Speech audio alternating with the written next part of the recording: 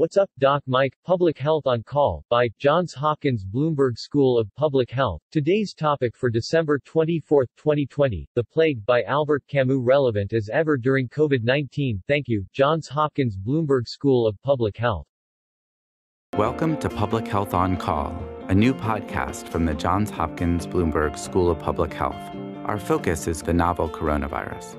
I'm Josh Sharfstein, a faculty member at Johns Hopkins and also a former secretary of Maryland's Health Department.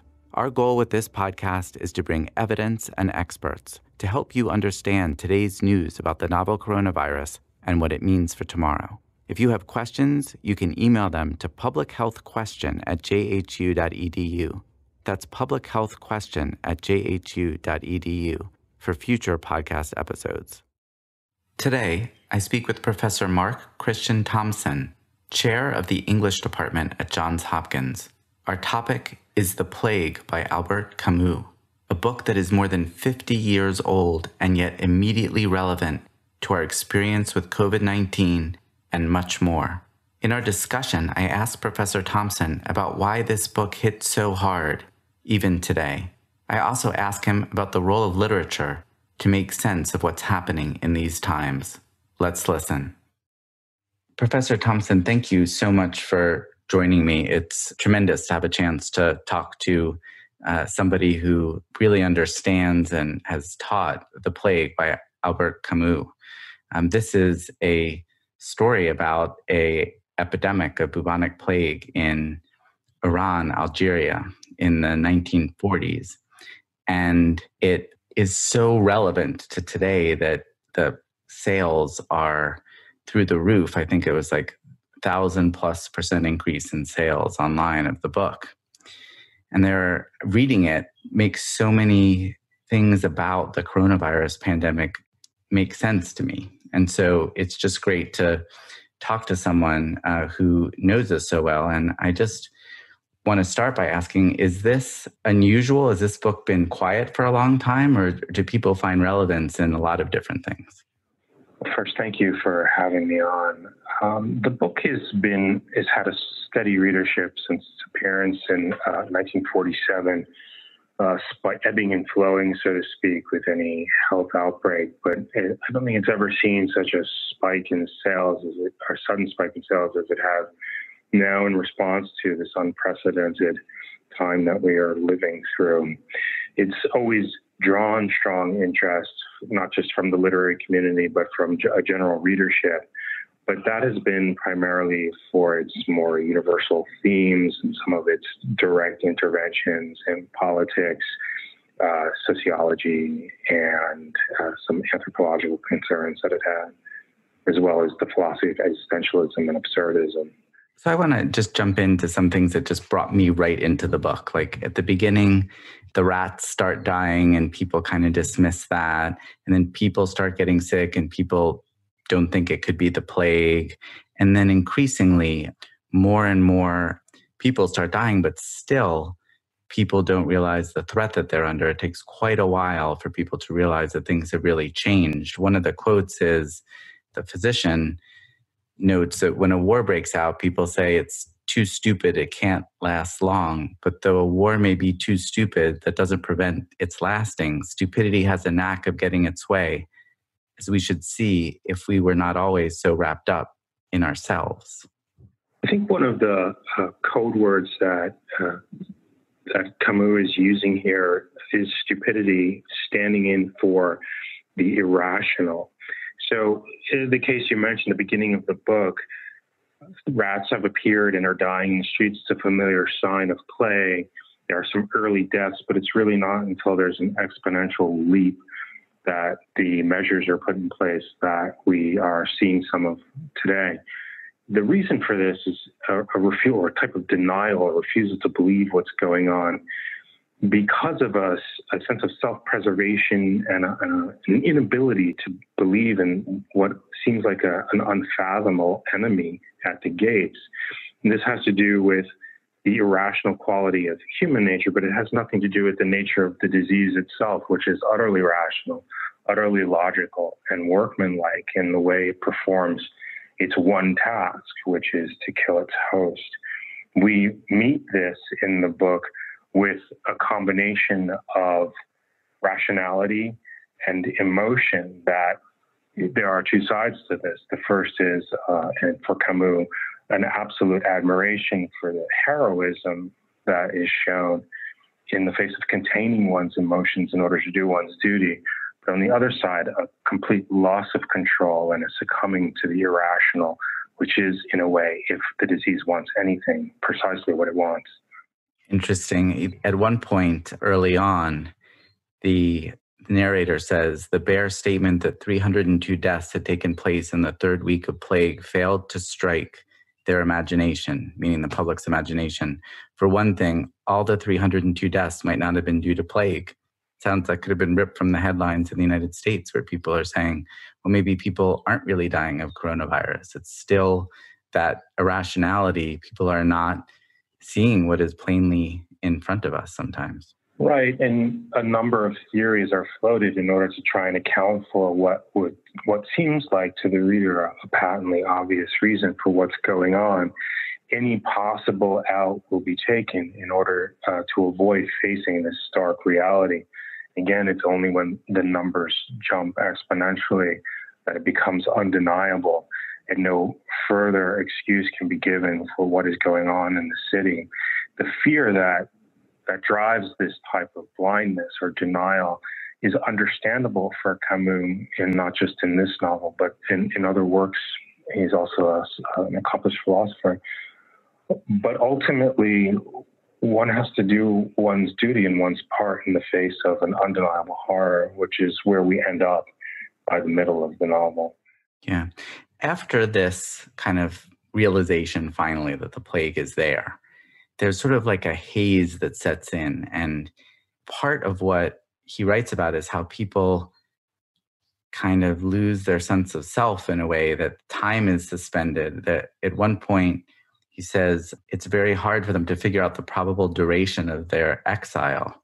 And the reason was this: when the most pessimistic had it fixed at, say, 6 months, when they had drunk in advance the dregs of bitterness of those 6 black months and painfully screwed up the courage to the sticking place, straining all the remaining energy to endure valiantly the long ordeal of all those weeks and days, when they'd done this, some friend they met, an article in a newspaper, a vague suspicion, or a flash of foresight would suggest that, after all, there was no reason why the epidemic shouldn't last more than 6 months. Why not a year or even more? And I find that now people have a very hard time with the concept that we're not stuck in this place where we are now forever. You know, that things will change, that we will learn more scientifically, we will develop new treatments. People get so, not exactly hopeless, but just sort of stuck. And it seems like that there was this period here. And why do you think he's writing about that? And I wonder whether it partly is to create some room for people to be dealing with this kind of suspended state in different ways. Right. What we get is a numbness that takes hold through the rote daily activities of an altered lifestyle. And the thing about this lifestyle is that it's not individual at all, as you note. We lose the sense of time because everyone is doing more or less the same set of activities each day, day after day. There are, for Camus anyway, in the novel, really two categories of reaction to this sort of timeless numbness, an eternal numbness that sets in, that sort of says, this could just go on and maybe even should go on forever. There is, of course, a type of hunkering down, a sense of duty that one has to simply go on and do one's part in a sense of collectivity as opposed to individuality. The other is a doubling down on one's individuality, an attempt to get back to a sense of normalcy when that's not possible, which for Camus leads to a heightened irrationality. And under conditions of heightened irrationality against such a rational enemy, people start to make mistakes, which leads to a further increase in the potency of the disease being faced. So quickly mention, I was also struck by how he talks about the individualism of death even being lost, that there are really no funerals. The plague victim died away from his family, and the customary vigil beside the dead body was forbidden. with the result that a person dying in the evening spent the night alone, and those who died in the daytime were promptly buried, really resonates with coronavirus and just the awful isolation that people are in. And also, I think reinforces what you're talking about, that this is, muted, that the way that we normally think of ourselves is kind of starts to slip away.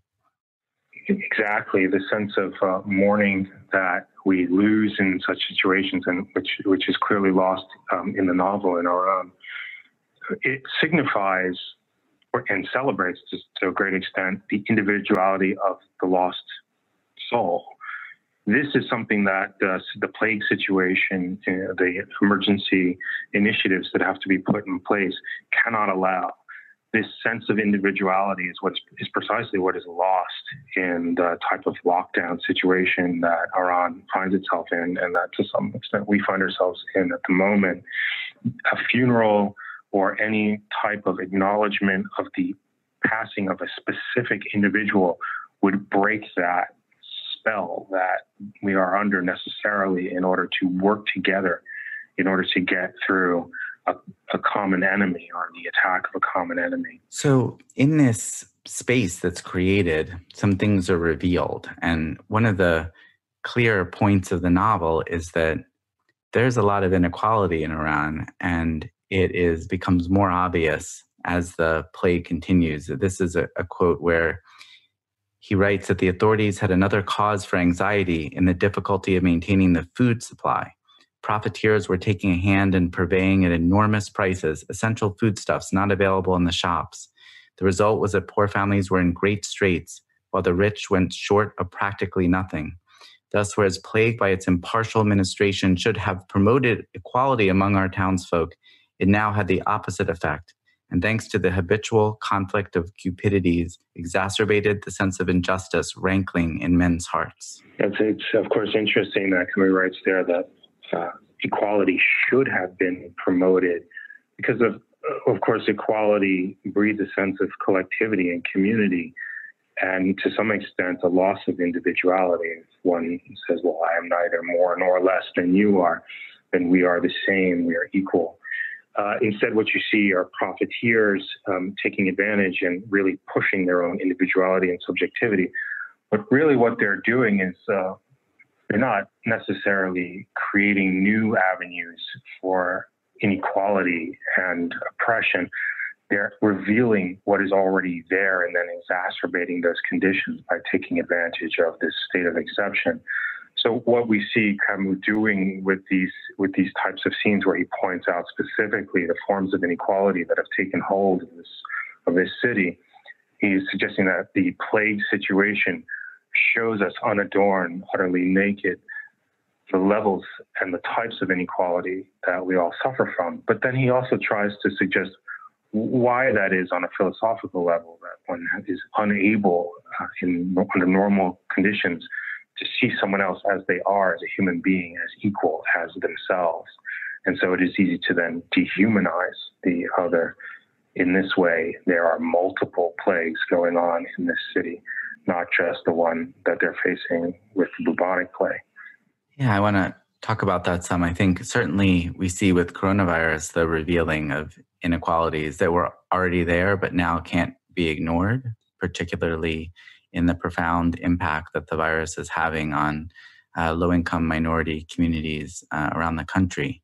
And I think that's something that people, have tried in many ways to not stare right at, but can't avoid it when the death statistics have been coming in. And then, to your point, Camus doesn't stop there, because he talks about, through this character, Teru, the idea that there are plagues that aren't just the plague. And I want to read a quote from him talking about the fact that, in a sense, there are many of these profound problems in society that we typically ignore. This is what he said. For many years, I've been ashamed, mortally ashamed of having been, even with the best intentions, even at many removes, a murderer in my turn. As time went on, I merely learned that even those who were better than the rest could not keep themselves nowadays from killing or letting others kill, because such is the logic by which they live, and that we can't stir a finger in this world without the risk of bringing death to somebody. Yes, I've been ashamed ever since. I have realized that we all have plague, and I have lost my peace.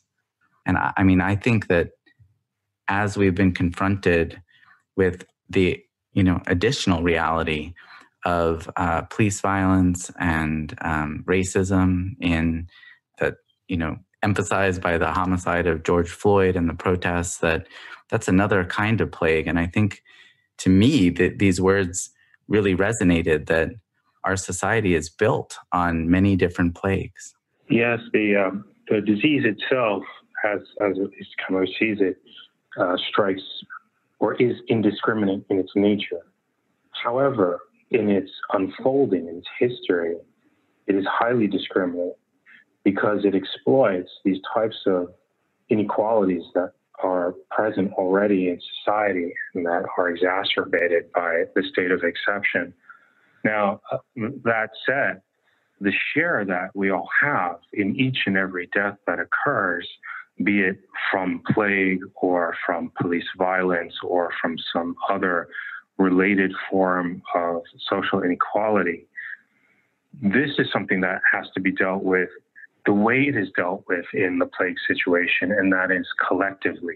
The plague is coming for each and every one of us, and if one of us fails in our duty to try and prevent the plague, then we have failed everyone, not just ourselves. And so if someone dies from our failure, we are partially to blame for that.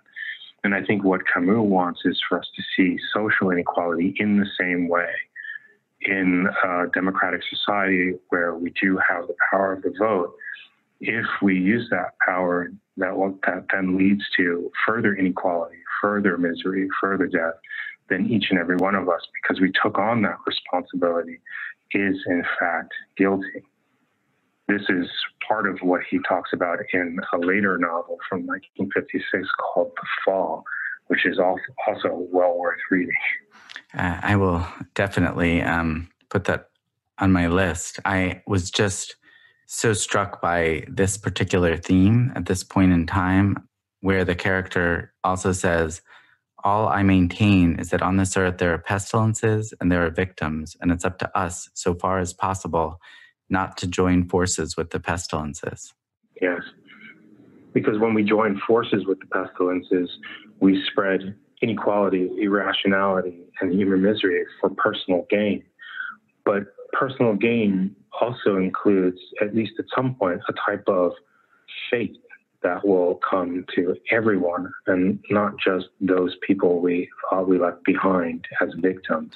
Towards the end of the book, the worst of the plague is over. They open the gates to the city, which has just been, has been shut away from every place else in the world. There's jubilation, but you get the sense that people kind of want to go back and totally push this experience out of their mind. He writes that the doctor knew that those jubilant crowds did not know but could have learned from books, that the plague bacillus never dies or disappears for good, that it can lie dormant for years and years in furniture and linen chests, that it bides its time in bedrooms, cellars, trunks, and bookshelves, that perhaps the day would come when, for the bane and the enlightening of men, it would rouse up its rats again and send them forth to die in a happy city. So, there's this tension about people wanting to forget, but the plague and the plagues, as we've been talking about, still always being a threat to all of us. Right. It's at this moment at the end of the novel that Rio reveals that he has been narrating the story. The narrator, from the literary critical perspective, encompasses not as an omniscient narrator, but as a single point of view through which the reader is able to see most everything that's going on as objectively as possible. Through that narrator, one has a sense of collectivity and community.